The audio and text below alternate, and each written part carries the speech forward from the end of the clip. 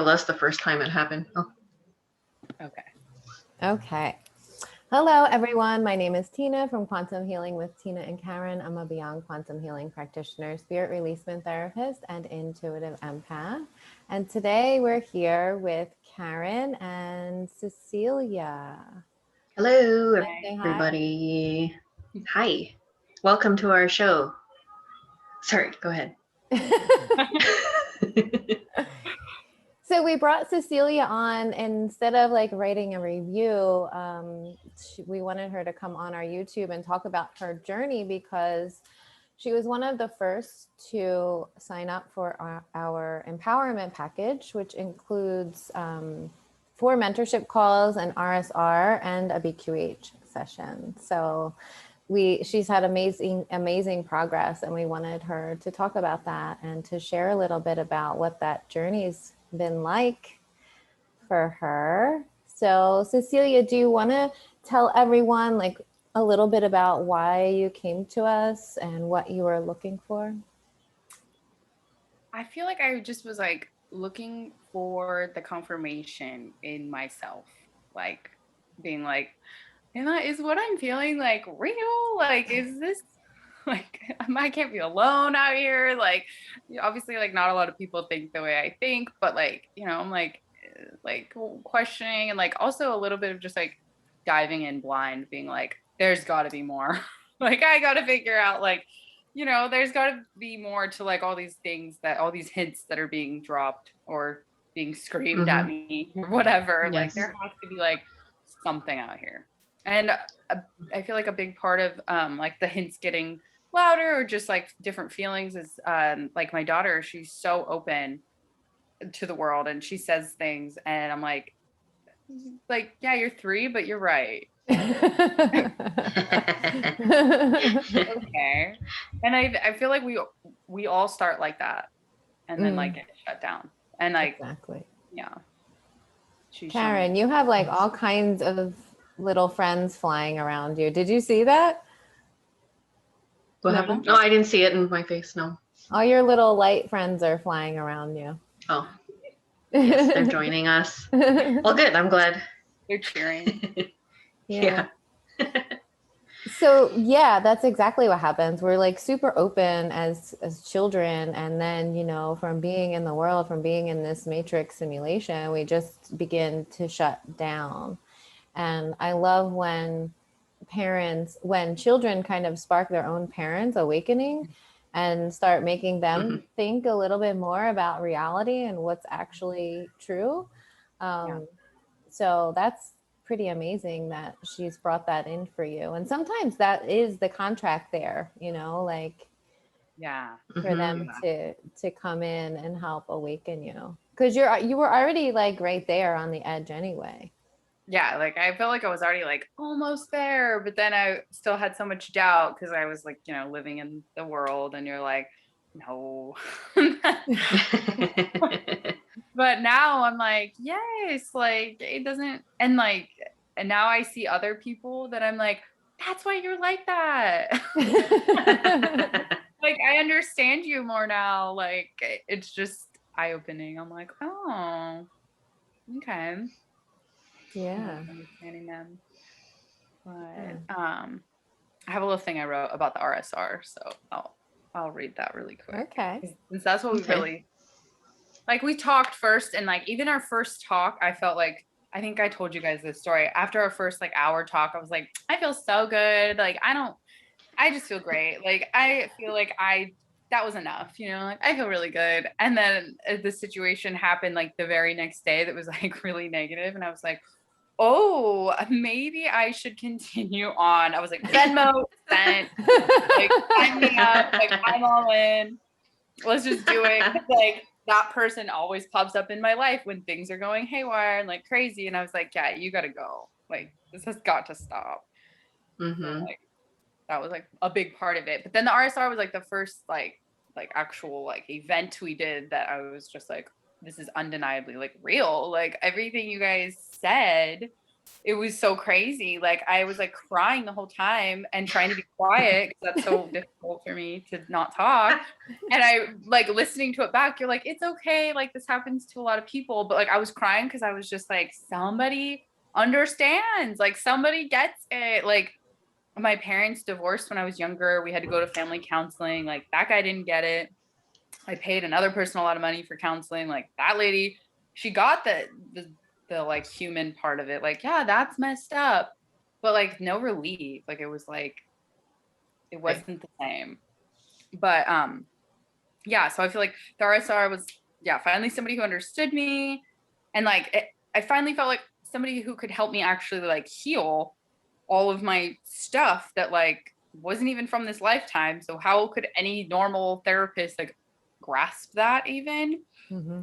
And then like I feel like now I can move towards like the light and like inside of me, and then like also learn how to like protect that instead of just letting everybody like be like on top of me or like keeping me in this like box. Like that's sort of like what you said, a pressure cooker like was what it was called. Yeah.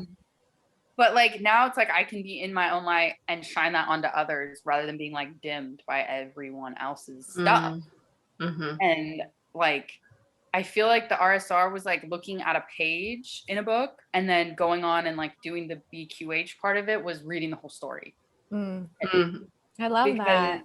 It just explained everything, and like especially being really like new to all of it and not even really understanding like the vocabulary, like afterward being like, what does this mean? You know, like reading the protocol sheet you have was so helpful. So then like starting to understand it more and then doing the BQH, it was like a full explanation of like why you're like this here now. Yeah, that's great. so. Yeah, I love that. And I think that's true for a lot of people who have an RSR, is that it's finally feeling validated in, like, yes. in what you're experiencing, what you're feeling, like all of these things. And a lot of the things that you don't even say out loud, you know, someone's finally like picking up on that and saying you're not crazy, you know, like, yeah, absolutely. Yeah, it's kind of like, let me take off your big cloak and hang it right here. So yeah, like I see you, like you inside, like what's going on, because it's like I work a very professional job, so you're not like, I mean, well, people tell me stuff, but I'm not telling people stuff about my life. Like, you know, you're working, you're an adult, you're working, you're not like just talking about yourself. Like you're you know, 8 hours a day. Most people are at work, so yeah, you don't really have even the time to even think about yourself. Right. And I think that's what a lot of people don't fully understand about the RSR, because it is mostly focused on removing attachments and entities, but really there's a whole other piece to it, which is kind of like taking a tiny peek inside your soul, you know, and, totally. and retrieving it and retrieving it.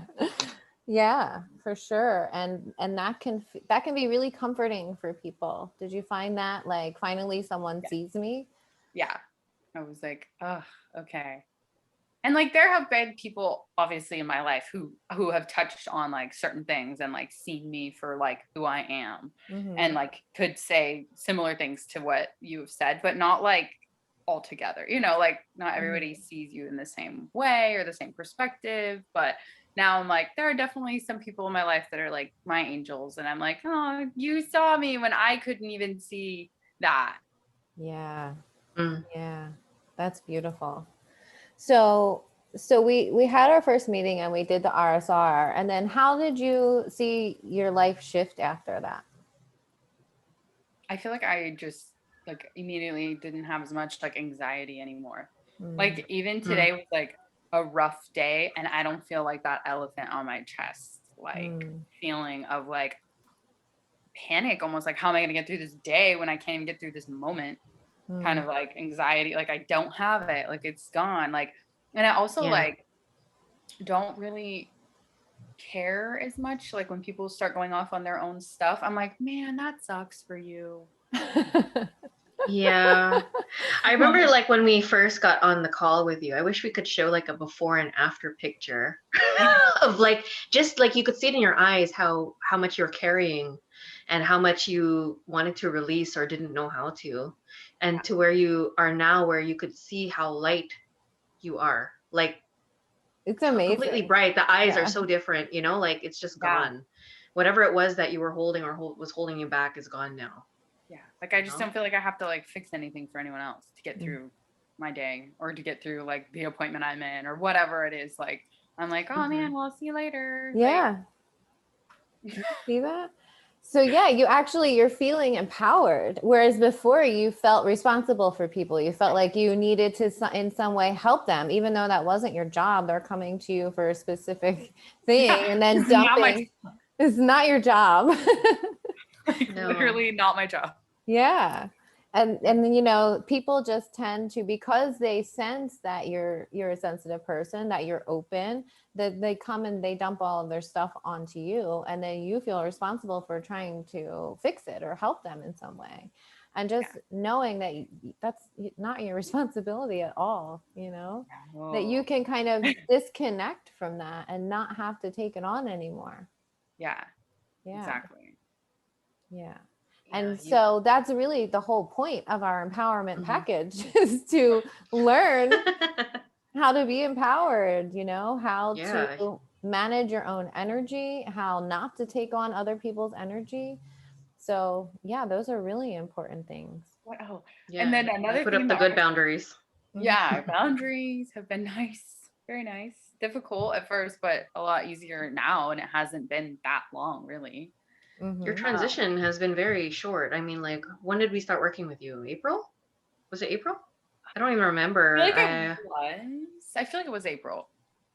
April, Yeah, May. like it hasn't Yeah. even been like it's 2 months, like not even, you know, like Yeah. that's a big shift in 2 months, Yeah, like which is there's. amazing. I feel like there's days where I like am sad. I'm like, oh my god, everything has changed. Like there's definitely like a grieving period, you know, days where you're like, Mm-hmm. I don't know, like it's like you walked into like a room and everything's moved, and you're like, Mm. okay, well, I guess I'm gonna do this now. It's better, but you're like, where's that thing? And it's no, it's Yeah. okay. Yeah. There definitely is a little bit of a grieving because it's like when we met you, you were kind of in between two lives. Mm-hmm. Still hanging on to all of this old stuff. It was like you were standing in between timelines and really unsure of which direction you wanted to go. I mean, you were sure, but you still had that old timeline like pulling you back. Yeah. And Oh you God, weren't yeah. sure whether you wanted to let go of it or not, you know?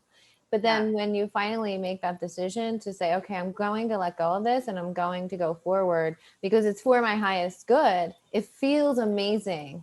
But there's also a process of grief, like you said, of letting go of all Yeah. of that old stuff that you held on to for so long. Yeah. I've Yeah. also like literally Right. gotten rid of like 7 bags of stuff. I'm like, I don't know why I have this. Like, and that was part of the RSR. You were like, Karen was like, I see you like moving stuff around and like move like all literally I'd already been doing that after our talks kind of. I was already like, oh, what is this? And like getting rid of stuff. And I'm like, huh. But then so much more like has come in. And that's what I'm like, feel like I'm finally like I was so Yeah. scared to let go of things. Like I was never gonna have whatever it was again. Mm.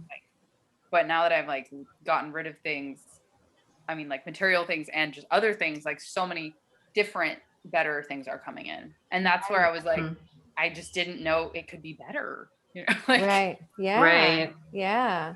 Yeah. When you let go of that old energy, it opens up the flow for new things to come in, you know? So that's a huge lesson in learning to like let go of things and that we don't have to hold on so tightly to things that aren't meant for us anymore, you know? And then when we finally do make the decision to release it, we realize how liberating that is yeah. Mm-hmm. because the things that are meant for us will flow into our lives now. Yeah. Yeah. And that was definitely part of an old timeline, like with my like childhood, like scarcity and like take care of that because you're never gonna have enough. Like it was totally like a program in my mind of like you're basically then it means like you're not worthy of ever having anything more is really what it like would Yeah. scream, you know, when you're just like you have to take care of everything and be responsible for everything or it's gonna leave or go away. And it's like, no. So that was Mhm. hard to let go of. Yeah. But you did. I mean, you've let go of so much in such a short time. It's really amazing. I Yeah. know people are like someone asked my sister, like, how's your sister doing? And my sister's like, she's fucking fine. Like, she's fucking fine. Like, why is everybody out? Like, she's like, "Oh, it's fine. Like, she's doing Yeah, so because once you leave their world, they, they get suspicious and they're like, what's wrong with her? Like, why is she maybe she's not in in. our world? Yeah. Yeah, you're like, I moved somewhere else. Energetically, I'm gone. Yeah. That's how I feel. I'm like, and then once in a while I bump into people and I'm like, oh, okay. Oh yeah, but then they don't see you, right? Remember that time, like where Sometimes you're they saying, do. Sometimes they do still, and I'm like, okay, you know, deal with that. However, but like sometimes literally people just don't even see me anymore. Like today that even happened, and I just went a different path, and I was like, okay, we're not gonna see each other. yeah, great. Because you've become invisible to them, Yeah. because you've raised your frequency so much in Yeah. such a Yeah. short time. That's like animals that are like extinct. They actually raise their frequency so that we can't see them. So you probably raise your frequency around those people and they're like, oh, okay. They just walk right through you. But yeah, you're just like gone. You're not within their vicinity or frequency. Yeah. And like it's incredible like how much I didn't realize how just like so many little things were taking my energy away. Like you Mhm. just I mean, maybe because I never knew anything different or it just happened slowly or I don't know exactly. But like me and my daughter just have like better days. Like even when she's, you know, being a 3-year-old about like her sock touching her foot or whatever it is, you know, like it's like easier to get through that Yeah. now that it's like I have the energy to like focus on myself and her and nothing else matters. Like it Well, really yeah, doesn't. you did a lot of healing of your childhood stuff. So I mean, like the stuff that she's mirroring to you that used to bother you are not there anymore, Yeah. right? So yeah, you've done a lot of healing. Yeah. Yeah, because it was a lot of like when we say like the old timeline, it was like from your birth up until now, and all the stuff all the trauma you were carrying up until now, where you're Mhm. finally making the decision to heal it, you know. How have your relationships changed? Because you had a lot of relationship issues, a Yeah. lot of people involved, a lot of like family codependency kind of things. Well, what's really interesting is I've had like, and the words that come to mind or like the message I get is like, I've had family come out of like the woodwork to be like, talk about like spiritual conversations. And I'm just like, I had no idea. Like, like some of them, I'm like, oh, I knew they were kind of into this kind of stuff. Like, obviously, my cousin who's met with you, you know her, but then other people who just like shocked the shit out of me that I was like, like, we can talk about this. Like, it was the best. Like, so that's been really cool. And then to like also, because we have like a very, very large family, Mhm. you know, kind of recognize like the codependency and then also recognize that like the people in my group of generation or whatever, there's literally so many of us, but like that we're really ready to be like independent and break free of that and like see that family is toxic and that's not okay. Like you can still love your family, but like you don't have to be so connected all the time. And like my grandma is one of the reasons that I started to become like open to any of this. Like when she passed away, like she came to me in dreams, like she sends me messages, like she's definitely one of the like, you know, she was like, come on, like the breadcrumbs were like there. But like she was a very big factor of the codependency in our family because of maybe just survival or And I don't know. And like she was like a really secretive person, and she was not open fully. Like she wanted things to look a certain way Mm. and be a certain way. And like one of my cousins, I was like, oh my God, how embarrassing is this? But like I remember that when I was in high school, I had this is so disrespectful, but hilarious. I had my grandma in my phone as head bitch because if she called, you had to go. Like she was like the head bitch of the family. Like, and I'm like, oh, that's codependency. That's the word that I was trying to like Right. say. But it was true. Like if she called and you were having beef with your cousin, it didn't matter because you were going to show up because she called Right. to be there. Yeah. So You mistook all that for respect and, you know, what you're supposed to do with your elders. Yeah, it completely. And it was like, it didn't matter if her two kids were fighting, like you were going to show up and you were going to, you know, put on your happy face and like have a good time because I asked you to. Mm. So that was hard. Like, and I feel like it made Yeah, I it bet. so like, like I would compartmentalize, you know, things. So like, Or yourself, like chameleon yourself for things, no? and be like, oh, and then like other people just have completely stopped talking to me. So I'm like, goodbye. Yay. Like, okay. And then other people, they still reach out and I'm like, I'm fine. Whatever. Like, it's just not give it as much energy. And I'm not like crying or upset. And I'm also not like angry. Like I'm not like I feel like I spent a lot of time being angry so that I wasn't sad. Yeah. Like it was like a, you know, if I'm angry, at least I like feel like I have somewhat control or power in the situation rather than sitting around and crying about it and being like, there's nothing I can do. That kind of thing. Yeah. And like in like October in 2020, I was like, I'm not gonna live like this. Like I'm not gonna be angry or resentful. Like I don't want to be this person. Like period. I'm not gonna do this. So then I was really fucking sad for a long time once I let that down. Yeah. And like I finally don't feel sad. It's like, you know, like there's times where I've been, you know, so sad, like, and not even known really why until doing the RSR and having like more of an explanation. But like I just like it's gone. Like it's finally like even on the worst day, it's not that bad. Good. That's amazing. What I loved so much about you when we met was that you were so in your feelings.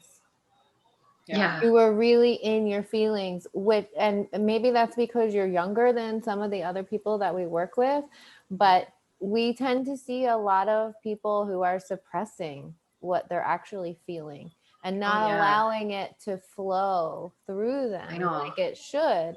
So I really loved that about you, that you would. You didn't hide it. Yeah. There was like no more 5 minutes in. You know, 5 minutes in, I was just like, oh, whoa.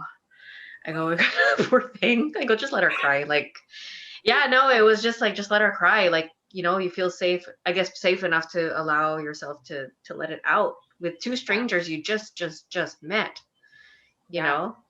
But yeah, it was a huge thing. Like I felt the relief already by the end of the call. And then even as the, you know, our calls after our sessions happen, like you could see the shifts in between, like how well you're integrating all the energies and just that full acceptance and just applying the theory into your real life, doing it, because a lot of people can accumulate a lot of things and they don't use it. It's just like, you know, those are the, what's it called, the advice givers. And then they don't do it. But you don't have to give advice. You are you are it. Yeah. Yeah, you're the example. Well, I think that not feeling responsible for everyone else, I've realized, like, do it for yourself, and whoever wants to do it for themselves, like, come along, like, with me. But if not, then like I'm not going to do it for you. Like I'm not going to do it for you. Like I'm not going to like keep telling you shit or like keep just like sitting in misery while you tell me how you're miserable and I tell you how like I'm miserable. Like that's just not like, I'm not going to do that. Like it's just not going to help anyone. It's not going to like be good for anybody. So like I'm not going to do it. Oh, is this something? Okay. yeah, so that was Yeah. like, I realized like if I can't do it for myself, why would anyone else who I know do it for themselves? Like, Right. Yeah, it's a good like in finding your balance, and because yeah, we could vent to people just to have that space, but then at the same time there it comes a point where you have to do something about it. Like, I'm not staying here. I'm just saying it because that's what I feel and I need to let it off and get it out, and then you move on or do something like Find a solution. not yeah, not fall into that victim to yes, carry on the sad story about like, oh, poor me, which is a exactly. lot of people are very addicted, into that because they get their little fix by getting the attention that they need when they're always looking outside of themselves to give that attention to themselves, you know but then after that it always fades because you're always looking outside of yourself for that relief. So Yeah, yeah. and you're just like draining your loved ones too of Mhm. like their time. And like, I mean, I'm still like, I still get mad. I still vent. My sister's probably gonna be like, excuse me. But like, I don't want to sit there in that story and just like, yeah, Perpetuate it. Yeah. exactly. It was like, I've seen this happen too many times with like so many people in my life, like growing up and now, and like, I don't want to be Yeah. stuck in a situation. Hmm. Right. Yeah. Do you want to talk a little bit about your BQH session? Because I thought it was really interesting. What was it Um, like for you to land in that scene where you were, well, you can explain it. I actually listened to it last night. So, and I usually skip in because I always fall asleep during the first half. So, but yesterday I listened to it from the beginning. So that's interesting. Um, it was so bizarre that was the first thing that they showed me. And all the Soul family was really there in all of their forms. And it was dark, but everyone was like lit up, like I could see everybody, like their light and all of that. And I feel like it was like they all knew that I've been searching for this like reassurance that there's more out there, that like the things and the messages I'm getting are real. So it was crazy that they all came, and not just like, here's my grandma Peg. It was like, here's my grandma Peg, and here's when she was my sister, and here's when I couldn't even name all of the forms of everybody. Like, that's how much they showed up in force to show me like, we're all here for you. Yeah. Wow. Yeah, that was That amazing. was amazing. I just, because I've never in a session experienced that before or know anyone that has. That was really different.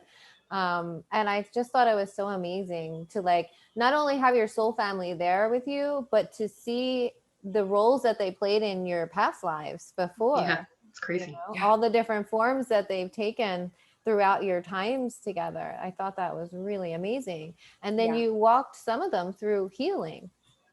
Yeah.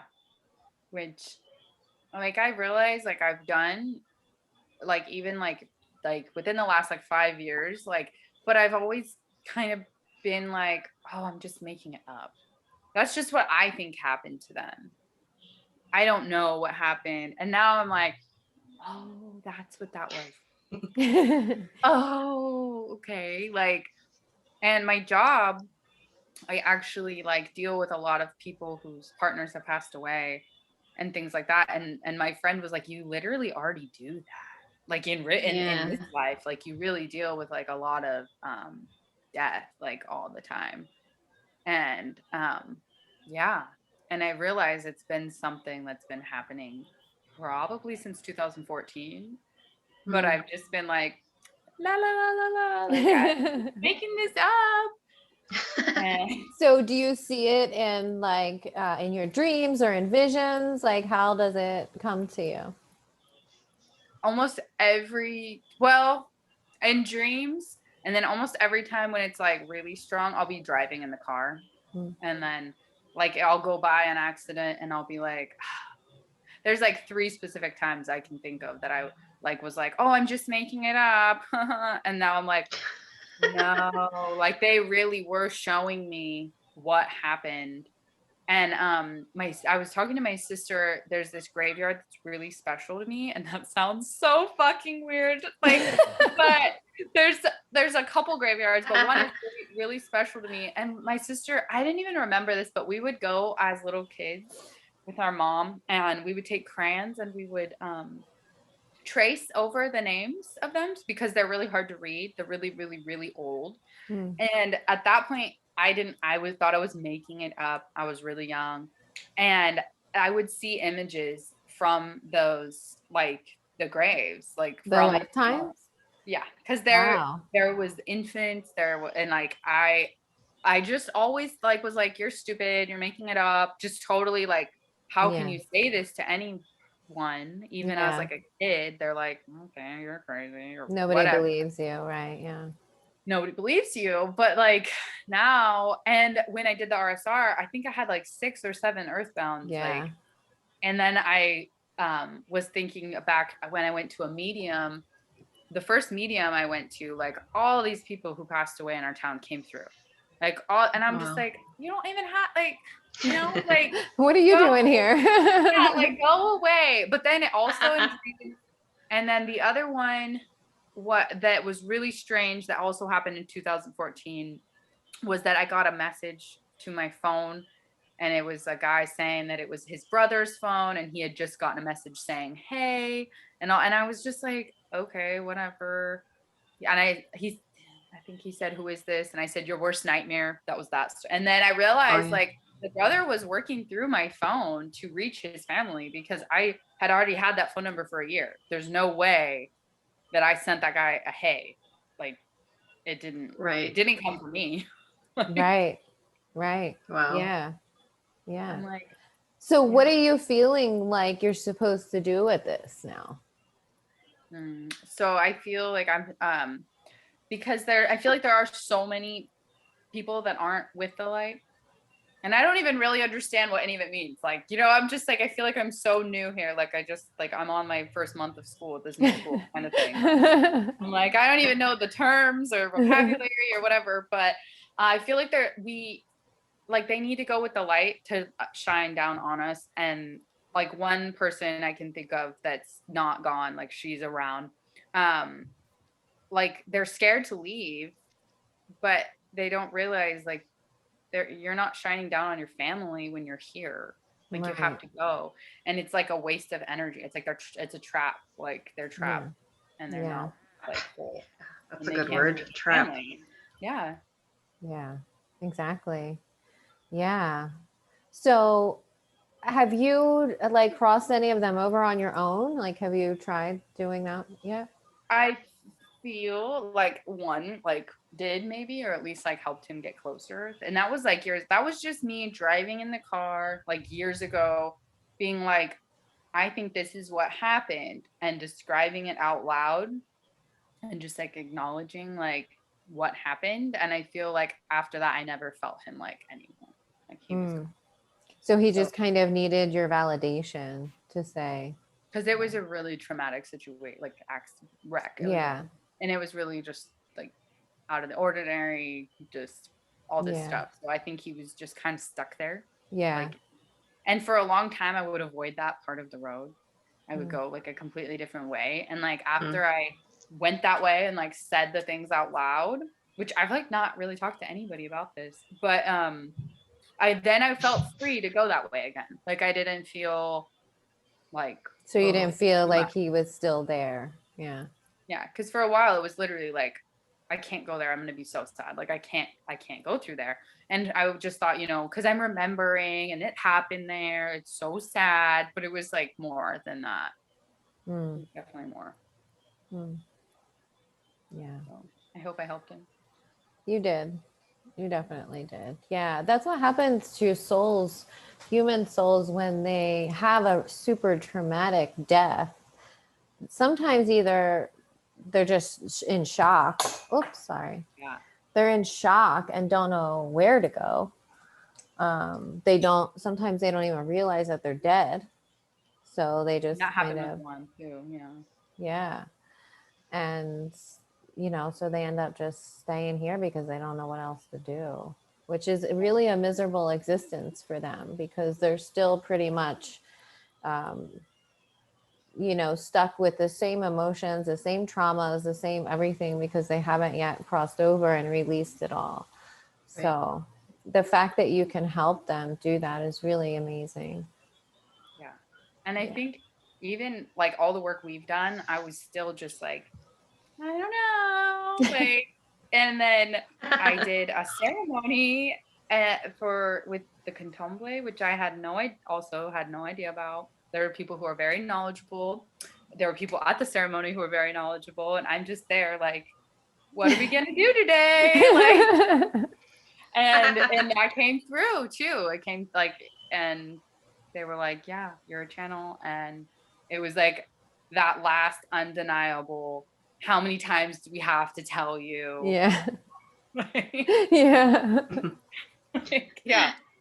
Yeah. It's like, okay. Yeah.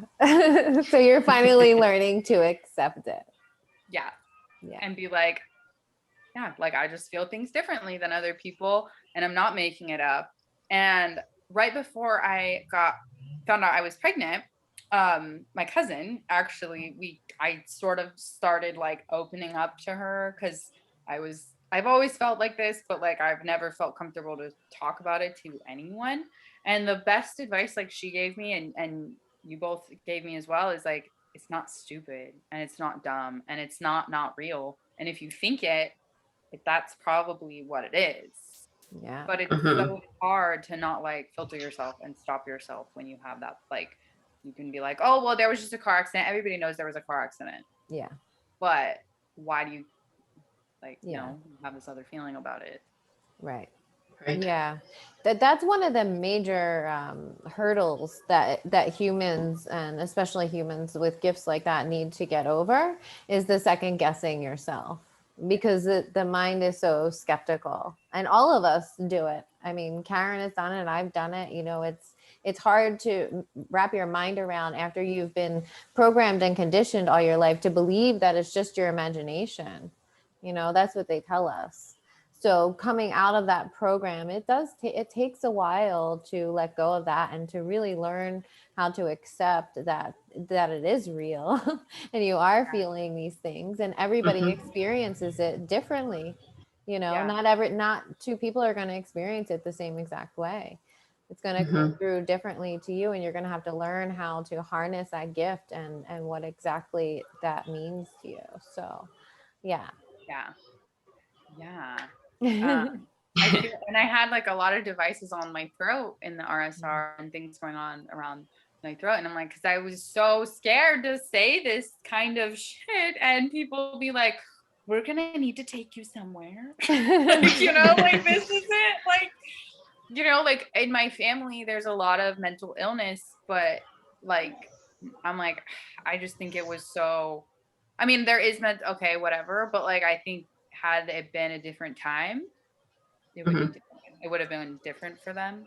And like, even my own grandpa from my father's side of the family, like a lot of people are like, have a lot of opinions about him and whatnot, but I'm like, if he was coming now, you know, into this world as like a child, he probably would have been like extremely gifted and not so troubled and had such a hard time and all of those things, because I think he really is like an open person, and he does feel things and see things, but like, unfortunately he is an addict because of it, because you know, people are like, that's not. Well, this is the problem with our society, is that there are so many gifted people, and a lot of them are labeled as mentally ill and cast aside, and they end up homeless or on the street or just not taken care of by their families. You know, in traditional tribal cultures, you know, they would take these people in and take care of them and nurture them, knowing that what they were experiencing is a connection to the other world. You know, that's what most mental illness is. It's showing you something, you know, and whether that's schizophrenia and hearing voices, or just the underlying anxiety from sensing all the energies around you. You know, like we just had a 19-year-old girl the other day who's bogged down with this social anxiety and depression and migraines, and we saw that she's just this open vessel that's experiencing all of this energy and has no idea how to process it, because there's no place for people like that to go. No. My dog's dreaming, if you hear that. Sage. She's like having a good one.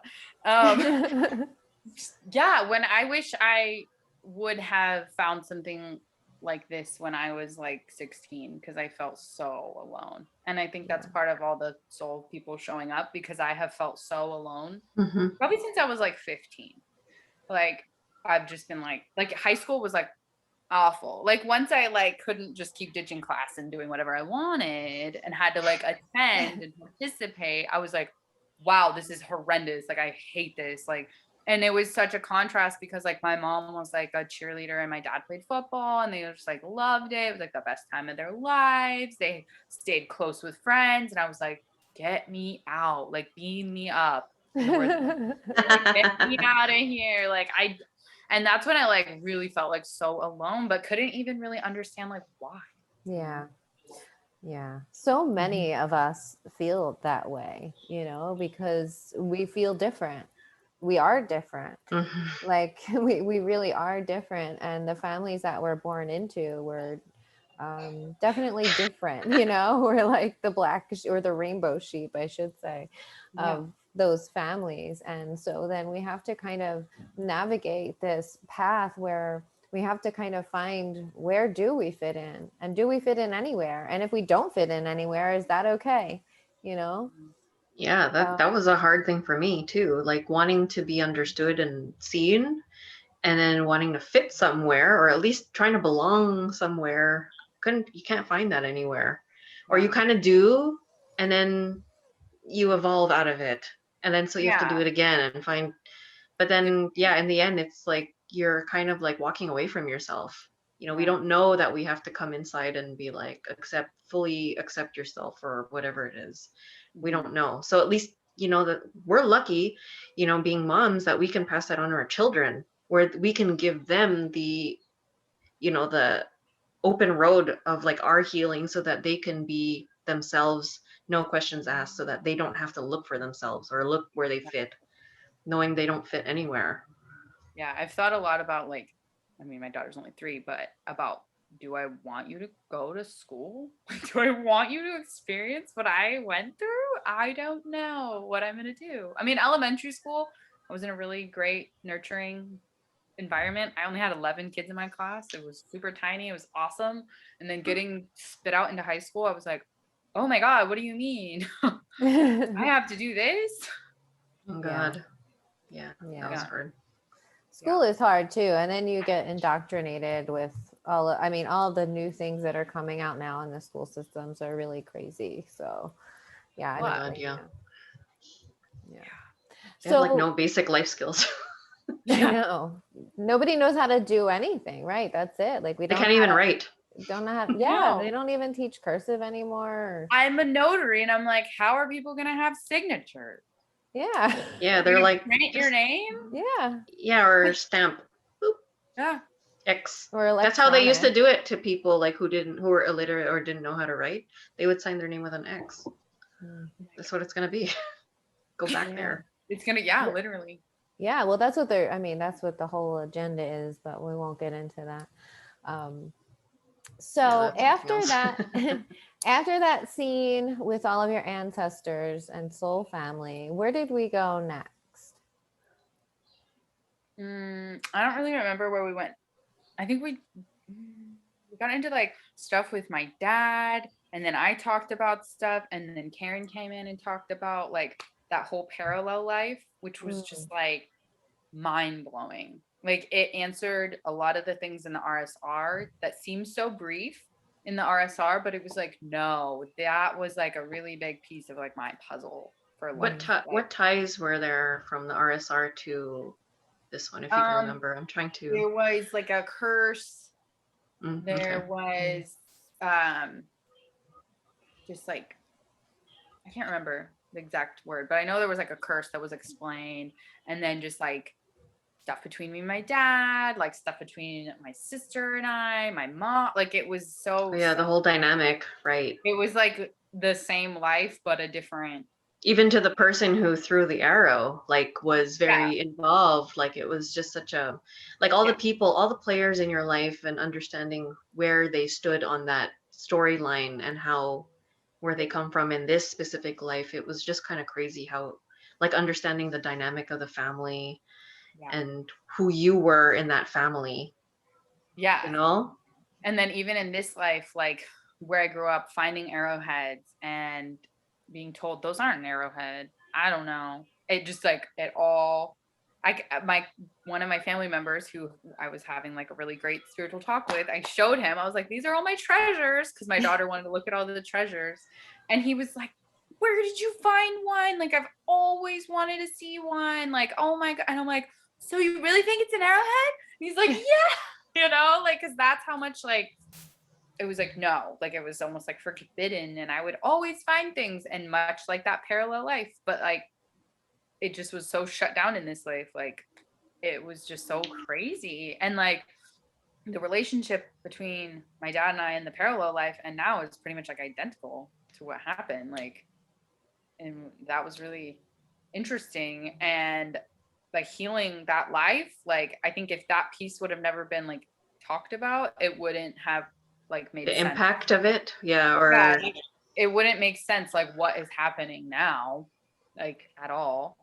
And like it also helped me like feel like forgiveness for taking on responsibility for my sister, even though she never asked me to, and then like kind of like being low-key a little bit resentful that I was like the oldest and all of that.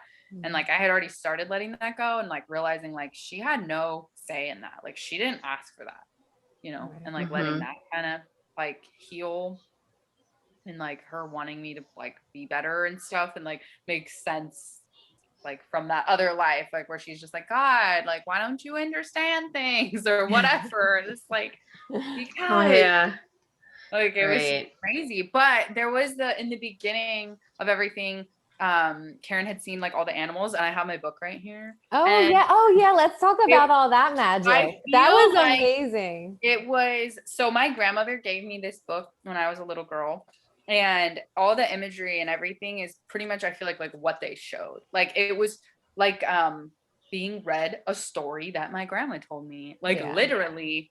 And that is so crazy. And then your daughter picked up that book that night after the session, right? And wanted you to read it? I read she it to never her. had interest. Yes, I read it to her a long time ago and she did not like it. And I was like, well, that's disappointing. This is my favorite book. I've had it since I was a little girl and you don't care. And then she picked it out of, I don't even know where she found it. And we read it and I was literally mind blown, because there was in the parallel past life, there was a connection with horses and buffalo and deer and all this stuff, which was all in this book. And one of my like angels in real life now moved away from our little hometown, and he's always posting pictures of like animals. And I recently was like, so do you know a buffalo? And then his dad posted a buffalo on Facebook last night, and I was like, there's my buffalo. Wow. I sent it to him. I said, did your dad get you a new pet? Super funny. But I was like, my buffalo. And then even this morning, there was like 2 fawns that came out, and they just like looked at me, and then they took off. My daughter didn't even notice them. That's how fast it was. But this book is like pretty much exactly, I feel like, who I was in that parallel life before like the curse kind of like set in and everything. Mm-hmm. And I feel like somehow my grandma knew that. Yeah. Mm-hmm. Like, even that's true. Because we saw that in that life, right? That same one, right? That all the animals like just loved you. You're always like very much, okay, you're right. And then I also saw it in the water alchemy. Yeah. It like came back. Water alchemy. Yeah. Okay. Because that was really unusual for me, because like usually during water alchemy, I don't see imagery. It's just like, you know, the fancy colors that I see there. But this one was like a vision. And I was like, this is really odd. With the white crane. That's the next thing. Yeah, so I saw the white crane. The parallel life thing was great, but the white crane thing, I don't know why I was like denying this white crane in my life. Because they're like, what's up with the white crane? I'm like, nothing. Whatever. You know, I'm like, no. And then, but like a while later, I did remember there was always a white crane on the way where we would go with the horses to ride. So like there really was a white crane in my life. But then a couple of days after, I think it was the same week that we did the session. Yeah, it was. So someone sat down for an appointment and they sat there and told this story about how they were always forced to go to church and disliked it. And so they taught themselves origami. And so she asked my daughter to get her a piece of paper and she did. My dog is thinking I'm not here. Get down. You're not allowed here. Thank you. And then You're invisible. Apparently, like, did you forget I'm here? So she's folding stuff up, and her partner was kind of like irritated, like, come on, dude, like, we're here to like stop, you know. Business. And she just kept going with her thing and made it, and it ended up being a white crane that moved, like it, and it was like really interesting, but like I didn't love the lady's vibe. So this kind of goes into another part of one of my, and it includes like one of my real life like angels. And so then at the end, she was talking about the high school that I went to because she was a teacher, but after I had graduated, and she brought up this little situation of like this drama she had with a teacher.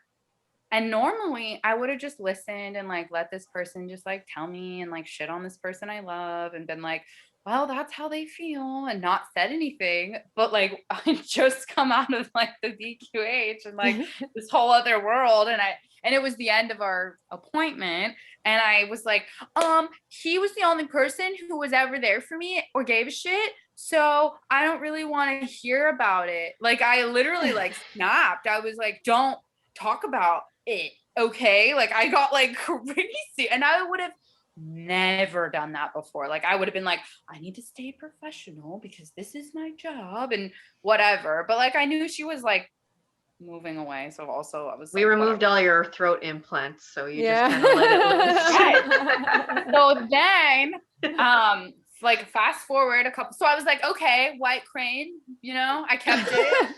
I was like, okay, cool, you know. So I keep the white crane. And then a couple weeks later, my sister graduates college. Things are really busy in June or whatever, you know. And then my mom had thrown this party for my sister. And I'm not good at keeping secrets, but I kept this secret. And she invited that guy who was our teacher.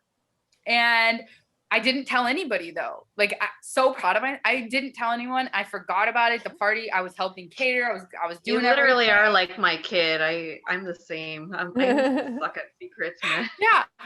So I look in the mirror because everybody's like at the party. Like nobody else, like all our family is there and nobody else is coming, you know, everyone's there. And I look in the mirror and I see him and I'm like, oh, I forgot. Like I made myself forget. That's how good I kept that secret. And he comes to the door and I was just like, sometimes, like the first thought, it was just like, sometimes the universe gives you something even better. Like, yeah, because like our dad wasn't invited, you know, he wasn't welcome, but that guy was more of a dad to us, and he saw everything we really went through with like our parents. Like he saw us when nobody else knew how like it really was. He saw exactly how it was. So he came in and I cried, and then I walk outside and I'm like, ugh, and everybody's like, what? And then everyone starts crying, like, because we just couldn't believe it. Like he doesn't work at high school anymore, and he's been just like invisible to people, Right. working on himself. And so everybody gets to hug him and cry, and like we're all like attention starved, miss him, you know, we're like, like come here, and everybody gets their moment.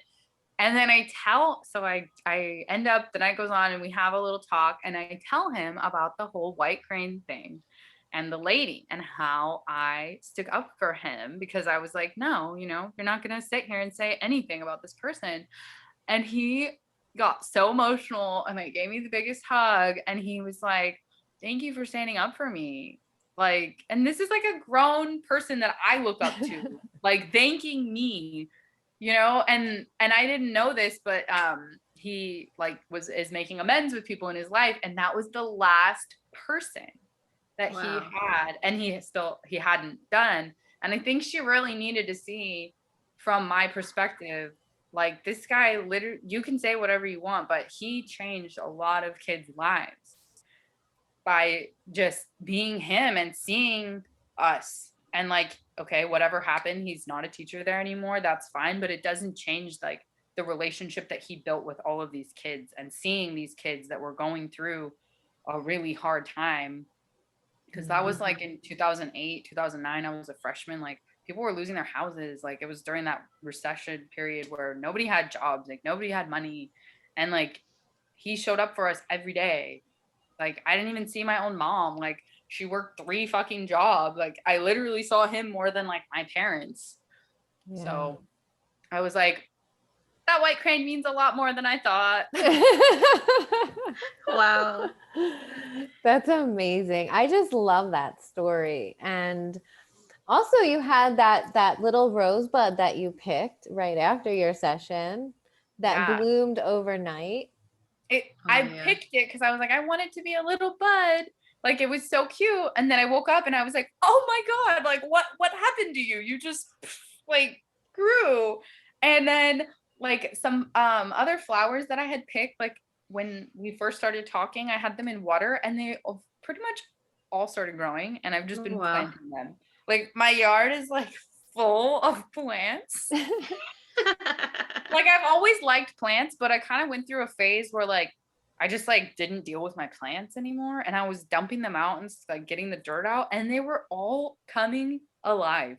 I'm not Wow. I used to have an Instagram where I would like talk about my plants and I I saw started that. it again. And I'm like, look, you still are alive. Like I couldn't even believe it because they have been severely neglected, some of them. And they're Aw. still like coming alive. Wow. That's because of your energy. Like Mhm. they thrive off of your energy. They love it. Oh, and my cousin asked me to water their plants while they were in Hawaii and they just got back and I pretty much went there like every other day because I was just like didn't have much else to do and their garden is like exploding. I'm like, Wow. oh, your water Wow. bill's probably gonna be a little high, but it's all That's worth it. amazing. I also thought the rose was like a beautiful metaphor for you and kind of being all tightly bound up in that little bud and then just blossoming into this beautiful light, empowered light with boundaries and who is healed. I mean, you're like Yeah. a completely different person from the day we met you. It's really amazing. Thank you. I've read like the quote, like when you ask the universe to be better for better, like it happens so fast. And like once I was like all in, like I was like, oh, like it doesn't it's kind of like ripping off a band-aid. It doesn't necessarily all feel great, but it's like you can breathe, like it can breathe, like the wound can breathe, it can heal like on its own kind of like feeling of like, wow, like this is what I needed to do that I was so scared to do. And now it's like happening. Yes. And it feels so good. Yeah. I know. Yeah. It was really amazing to watch your transformation. Just like seeing it unfold and just like through our emails, just like back and forth, just reading like things that you found or things that you've were just like just sharing with us your everyday like miracle, like magic. Yeah. I really love that.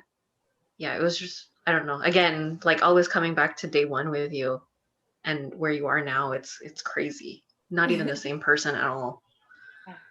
And like I even felt better after our first like talk. I was just like, oh, somebody gets it. Like, okay.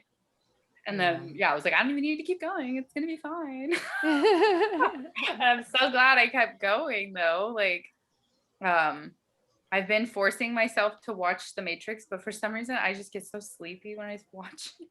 So like at night I watch like a little, I haven't finished it yet. And I'm like, oh, there's more than one? I'm like, oh my God, it's gonna take me forever. But I got to the part where it's like the blue pill or the red pill, and I'm like, oh, I took the red pill and I didn't even like I really just was like, I went all in. Like I was like, okay, like don't know what I'm doing, but I'm doing it. Like absolutely. Yeah, exactly. Yeah.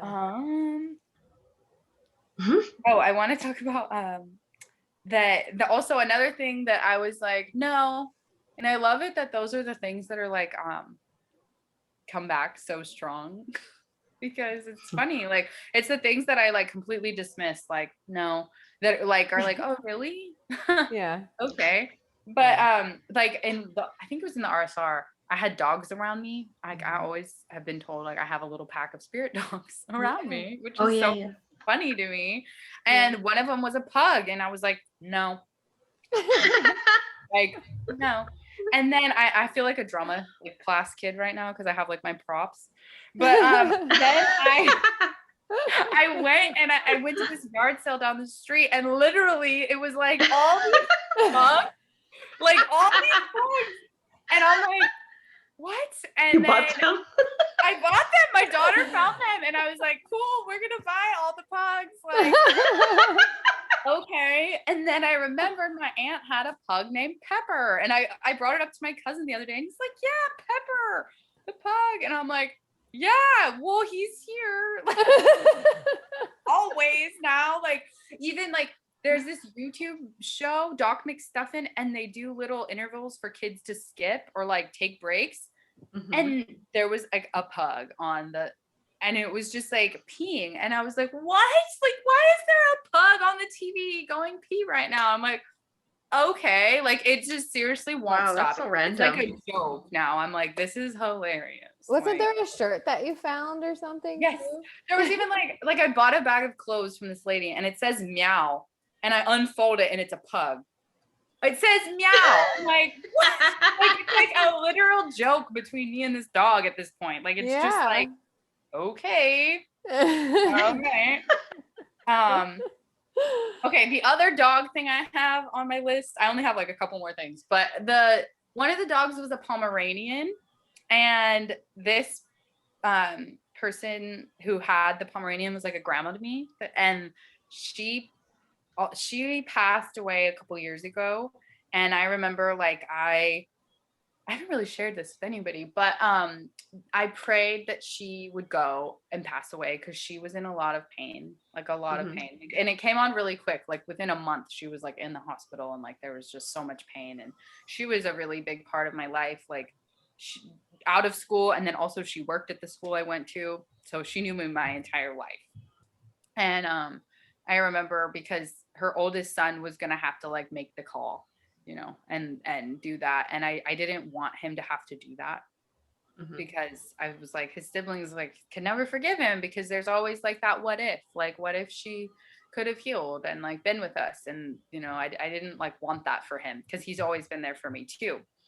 And so I like talked to her and I was like, you can't do that to him. Like you can't.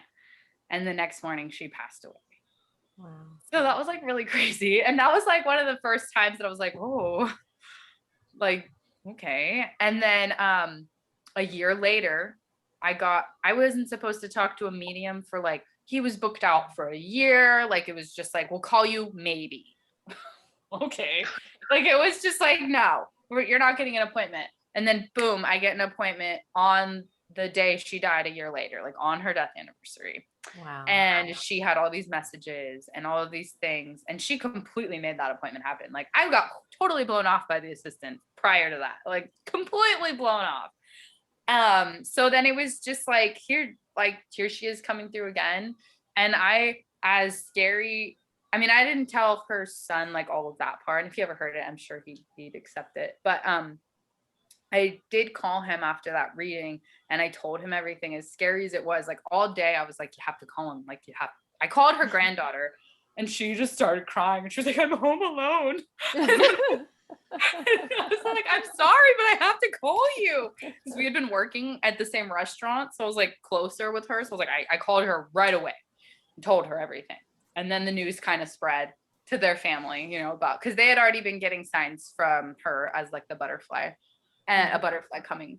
And then I was so nervous that he was just gonna like be like, okay, you're crazy. And I told him, and he thanked me, and he was so open to hearing her messages and like my experience and everything. And so I did tell him about this Pomeranian and he said, Precious. Like, he was like, yes. Like, so she's really been a huge part of my like journey of like really like getting the message to people. Like she made me tell them, like absolutely made me tell them, like I'd only ever kept everything to myself until last June. And then I called him and told him that and told her granddaughter and stuff because like I had to, like I didn't even like want to because I was like, they're gonna judge me, you know, like Right. and I like had to do that for her. And yeah. That's amazing. Wow. Like, look at all of the magic you experience all the I time. know. How Tons can of you synchronicities. deny? Yeah. Like, how can Like, you how are deny you- that? I'm like, and even like the last weekend when I went, I feel like it was just them being like, come on, like really, like after everything you just did, like you still need more confirmation. Like, come on. It was just like catch up. Like, It's yeah. true. Yeah. But You're still gonna be doing that until you really are like, okay. Because even for me, like it's only recently that I don't question what I see anymore. I Mhm. don't anymore. I Mhm. don't. And Yeah. that's why they like do so much of the magical synchronicities in the beginning, because they really know that you need it and they Yeah. really want you to begin to trust it and believe in it. Yeah. And you will keep receiving that, and then sometimes it will fade a little bit, like, and you It goes. might worry that it like the magic's gone away, but it hasn't. It's just that you don't need it as much, you know. Yeah, you're more Yeah. integrated into it Yeah. and Yeah. being it. Yeah. Yeah. My last thing on my list is last April. Probably last April was when I learned to make bread. Like a lot of people learn to make bread, but like So random. like quarantine, it was like a thing. Like, but I've kept my starter alive like this whole time. And when the person was like teaching me to make the bread, I had that like feeling, you know, like that glittery like feeling. And I was like, "Oh, okay, why, you know, like, what does this mean? It's just, she's just showing me a recipe. It's like, okay, why do I have this feeling? And that was in the BQH, was that my sister and I made the bread together. And she's Mm. told me when the first time I made bread with my sister, she was like, oh, we've done this. Like as soon as her hands were in the dough, she was like, yeah, we've done this. Like, I already know what I'm doing. And I was like, okay. And like, that's weird, you know? And but I think that was really like eye-opening to that parallel life and what needed to be healed. Like that was really when I started healing. Like as much as like you have to need the bread, like I needed the bread. Like I needed it to like help me do that. Yeah.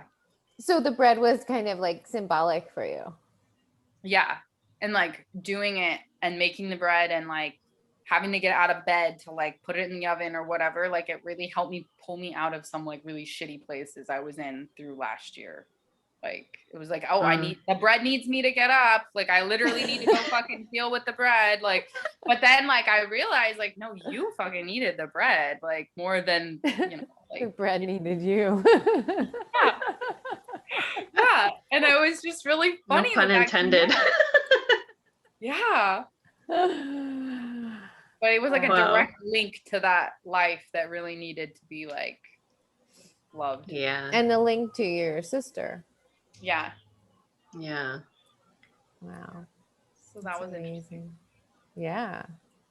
Yeah. I mean, there's just so much. Like, you know, like so much. Like every time we talk to you, you have like new things to share. It's just I feel like I was so shut down for so long. Like it's like all the things like I denied, like the white crane or the pug or whatever, like all those experiences that like I knew happened, but like I didn't like want to see them yet. Now I'm like, oh, okay. That's why. Like I was just so shut down and like, you know, like you turn 20, like I always smoked weed, but like probably not a healthy amount. Like definitely in California, like I'm in the place for that. Like it's wherever you want it. And it's like, it's not a bad thing. And I do think it helped me get through a lot of things, but like like now I don't smoke, but like I probably smoked like every night for lots of years, you know, like very shut down. And then you turn 21 and then everybody's like, have a drink, let's drink. And so then like through that phase and all of those things. So I think that like really shut me down and like suppressed all of those things. Like, you're just stoned. No. Right. Yeah. Like it didn't really happen, or no, you know, like whatever. So that was like part of it. And now like I don't really smoke, and like I don't feel like I like need to, like, because I don't feel like I'm in pain like I was, like. Right. You don't have anything to suppress anymore. Exactly. Yeah. Where like my 17-year-old self could not imagine a day without smoking weed. Right. Yes. Yeah. Same. Yeah. And like I don't know, like I would like go to school and do whatever and I'm like, what? Like how? But that's like what made me feel okay enough to like do it. That's how much pain I was in. Like, Right. Hmm. Yeah. Yeah. And you look around and you can't imagine like how all of these people function without it or, seem to function normally. yeah. Right. Yeah. I had a friend like pull over on the side of the road the other day because I was pushing my daughter, and she's like, I wish I had your energy. Like, she's like picking up her kids and doing all this stuff. And it was like the biggest compliment to me because I was not always like this, like at all. Yeah. Hmm. So when did you start to notice that big shift? Of like Was it- the smoking thing. No, Or like like, just in your healing where you feel like more energetic. like with my daughter being born, it was like her energy is so much. Like I've really had to change like what I eat, my sleep, everything to literally like match her energy to be able to keep up with her. She stopped napping at like 2. Like she doesn't miss anything. So Yeah. like I couldn't fight it. Like I was like, I have to do these things to be, working at like my job and take care of my daughter. So like really when she was born, it really changed. And like I would like smoke at night still like for a while and stuff like that. But like nothing like when I was younger where it was just like all day, every day. Like that was like life, like no, not like that. And so like she really like taught me like, get off your phone, turn off your phone at night.